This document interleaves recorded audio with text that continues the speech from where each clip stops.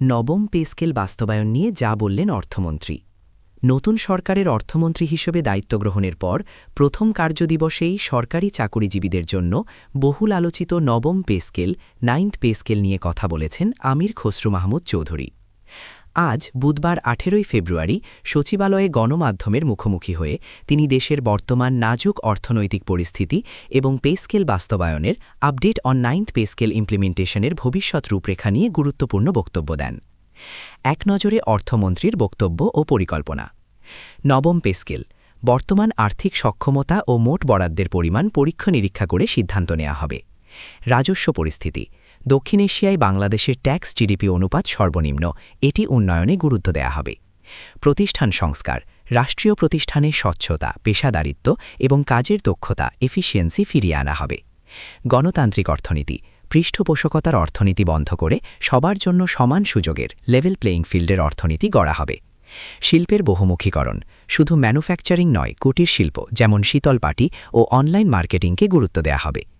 Institution recovery ভেঙে পড়া রাষ্ট্রীয় কাঠামোগুলোকে পুনরায় কার্যকর ও আধুনিক করা হবে। আরও পড়ুন পে স্কেল বাস্তবায়ন ও সক্ষমতা যাচাই, pay scale and financial capacity. সরকারি কর্মকর্তাদের নতুন বেতন কাঠামো বা পে স্কেল নিয়ে অর্থমন্ত্রী জানান, এই মুহূর্তে না দেখে কোনো চূড়ান্ত সিদ্ধান্ত দেওয়া সম্ভব নয়।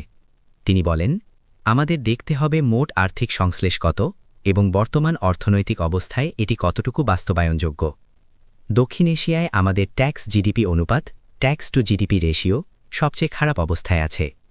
রাজস্ব আয়ের সামগ্রিক পরিস্থিতি পরীক্ষা নিরীক্ষা করেই সিদ্ধান্ত নেওয়া হবে।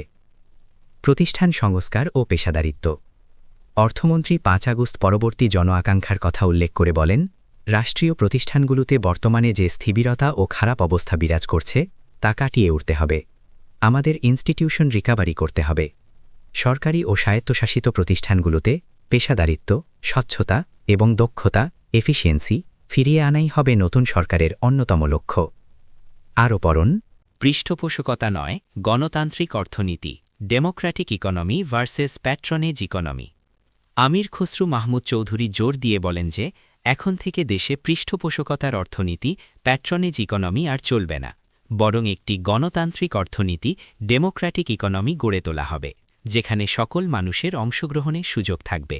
অর্থনৈতিক ক্ষেত্রে একটি লেভেল প্লেয়িং ফিল্ড তৈরি করা হবে, যাতে প্রতিটি নাগরিকের কাছে উন্নয়নে সুফল পৌঁছায়। অর্থনীতির বহুমুখীকরণ, ইকোনমিক ডাইভার্সিফিকেশন।